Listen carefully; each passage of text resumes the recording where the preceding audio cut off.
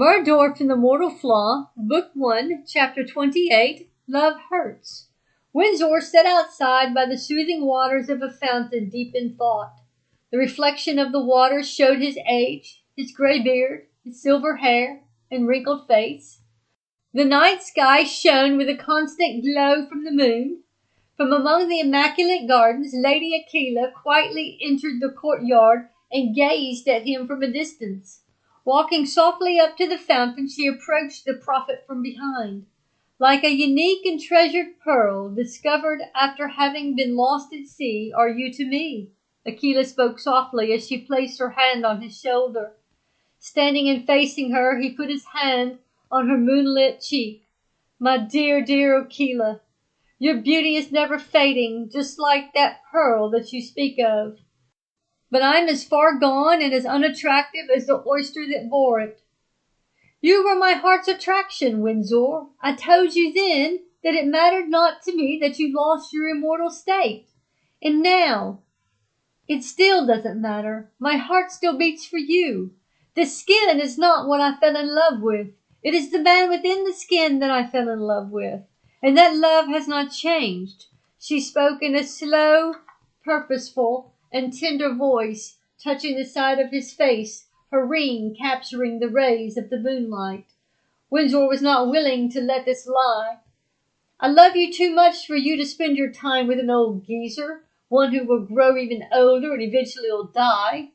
It's not fair to you. My days are now numbered. The past is now gone. The present is quickly becoming my history, and the grave is my very near future.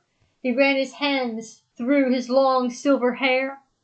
He looked into her eyes, admiring her beauty. You will always be my love, my only love. But you have an eternity of opportunities to fall in love with someone who has not lost his immortal state, someone who will never grow old and never die. Well, eternalities upon eternalities could never find one for me as you, WIndsor. She leaned in to brush his cheek. I anticipate the day that Darwin is destroyed, when the old will become young again, and the dead will be alive again, and we will be together forever and ever. Oh, how often I have dreamed of that myself, Aquila. But as I have looked at my reflection and witnessed my friends gone by way of the grave, I fear that I will die, and thousands of years will pass by before Darwin will be destroyed. Then one day I will be alive again, young again, and finally we could be together for eternity. He paused, looking off towards the moon. But I always feared that then I would discover that you had found another love, a true love for all eternity. As long as it takes, I will wait, Aquila said, gripping his hand. I have waited this long for you, you stubborn fool. WIndsor was still not accepting it. Aquila, look at me. His voice rose in agitation. How can you still feel that way? Just look at me. I'm old, ancient almost. Wasted years, he thought, just wasted years. Years without love. She took his head in her hands and turned it to hers. This is not you, WIndsor. She gazed into his dark, tearful eyes. The skin that you are trapped within is not the man I fell in love with. The man I fell in love with is here. She patted his chest and felt his heartbeat. This is the man I fell in love with, and that will never change. She took his hand into hers. You're still wearing the ring I made you, he said. I've never taken it off, she said. As they held hands, the moon lit both of their rings, casting soft light onto the matching pair. I told you I would never leave you, even if you grew old, said Aquila. Why couldn't you believe me? Well, I don't know, he admitted. I guess I thought it would be easier to never really have you than to have you and then lose you to another. Even though you freed me, there has never been another. Just because you lost your immortality should not change our love. We cannot change our hearts, WIndsor. I still have affections for you, WIndsor admitted. Yes, but you have distanced yourself from me, said Aquila, eyeballing him. Perhaps I need to be reminded of the love we once shared, and a reminder of what this place is like, said WIndsor. Old fool, I'm nothing but an old fool, Windsor thought to himself. It's all about relationship, Windsor, said Aquila, taking Windsor by the hand. He stood to his feet. She breathed on him, and immediately he felt the wind of her power, her energy, her presence. It seemed as if her soul joined with his and revived the affections of his heart. The rush of her unconditional love, inviting presence and renewing energy flooded his soul. A feeling of peace and joy flooded his body as he pulled her to himself, reviving his spirit. Meanwhile, Medora strolled across the manicured lawn towards the stables. Novatian watched her from a balcony as she walked like a woman instead of a warrior. She disappeared into the stables where she sat with Orpah and Valor. Because she had been raised to be a strong woman, she often found it difficult to share her true feelings, except among her animals, where she could find solace telling them the secrets of her heart. Medora sat on the hay scattered barn floor, talking to Orpah and Valor. King Justice is not going to ride, she moaned. It just doesn't make sense. We have the sword. As she shared her thoughts with the beast, Novatian walked into the stable. Medora, he called as he entered. In here, she replied. Entering the stall, he said, I saw you come down here. I just wanted to make sure you're all right. She had walked there with such elegance, but now she sat on the barn floor among the hay, her princess dress wadded between her legs. I'm okay, she replied. I just don't understand what King Justice is doing. I don't know. Perhaps he's not ready to take on the temptation of the sword, said Novatian.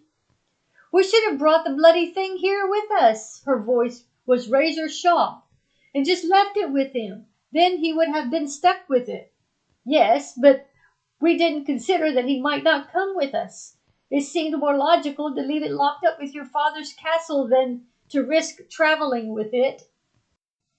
I think we should go back, she growled, and get the bloody sword and bring it to King Justice. Well, we can't make any rash decisions. We'll see what your father says. My father is going to be furious. I know, said Novatian, but we know that the ancient prophecies speak of events yet to come that involve an immortal king. Perhaps King Justice knows things that we don't. We must trust that. Perhaps, she conceded. It would just be easier if he would explain it to us. He looked upon her sprawled out in the hay. Her hair hung loose over her shoulders as she twisted a lock around her finger. Even with disappointment in her eyes, she still had the hint of a smile. He could get lost in her beauty, but now it wasn't just her beauty that had snagged him. It was her. He admired her strength and courage, her gentleness, and the way she didn't flaunt her intelligence or her position.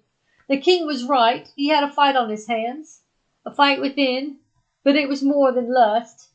Novatian sat next to her. Everything is going to be okay, he said, reassuring her as he began to pick hay out of her hair. He ran his hands across her long hair and then across her cheek. Lifting her head, he looked into her hazel eyes. Lost for words, he just looked at her. Uncomfortable with the portrayal of affections, Medora broke the silence. Well, I think I need to clean out Valor's hoofs. She fumbled awkwardly with the straw beneath her feet. Of course you do, Novatian sighed. It looks like you're dressed for the occasion, he laughed. Besides, the immortals already took care of our mounts, he reminded her. Medora was much more comfortable with him when he was just a friend. But that hair, those dimples. She reminded herself men usually have only one thing on mind, and she had the matters of the kingdom on her mind. No, there was no room for a man in her life. She decided she should settle the matter. I can't go there, Novatian. You're an attractive man, and I like you as a friend, but I will be inheriting the kingdom. This is my purpose in life, not marriage and children. Well, why can't you do both? Besides, who will inherit the kingdom after you if you don't have children, said Novatian. Well, there's cousins. Look, I can't do both, and if I have to choose, I choose the kingdom. But you can have both, Novatian insisted, brushing his hand across her cheek. I will help you.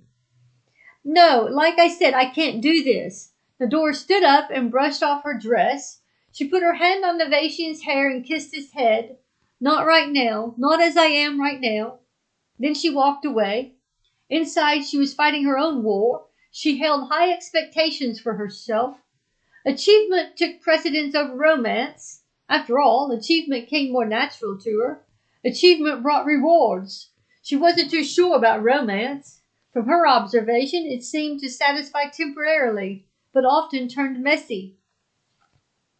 At the crack of dawn, Boldar, along with Navi, Mongard, Osney, Skeeter, Amace, Memory, Novation, and Nadora, flew north on stilettos provided by the king to find this ocean. Resplendent shades of orange and red shimmered upon the blue ocean as it painted to perfection, a crystallized sea of glass shimmering in all its glory. The sea was calm, the sand like slivers of gems, and the animals plentiful. The riders swooped over the shoreline where sea lions, pelicans, and blue-footed boobies played and slept among the sand dunes and sea oats. Allowing the stress of the journey to melt away, they stood speechless. "It's even more beautiful than I remembered," said Boldar. Boldar padded around the beach, inspecting the birds with their blue feet, the huge mouths of the pelicans, and the awkward bodies of the sea lions. When dolphins began leaping offshore, Boldar became so excited he began yelling for everyone to come and watch. "I want to sail the seas," Boldar said, thinking out loud. Nadora felt it stir her heart too, but not to spend a life at sea. The spectacular beauty of the beach nudged a romantic spark. She felt carefree, something that neither she nor her position had allowed.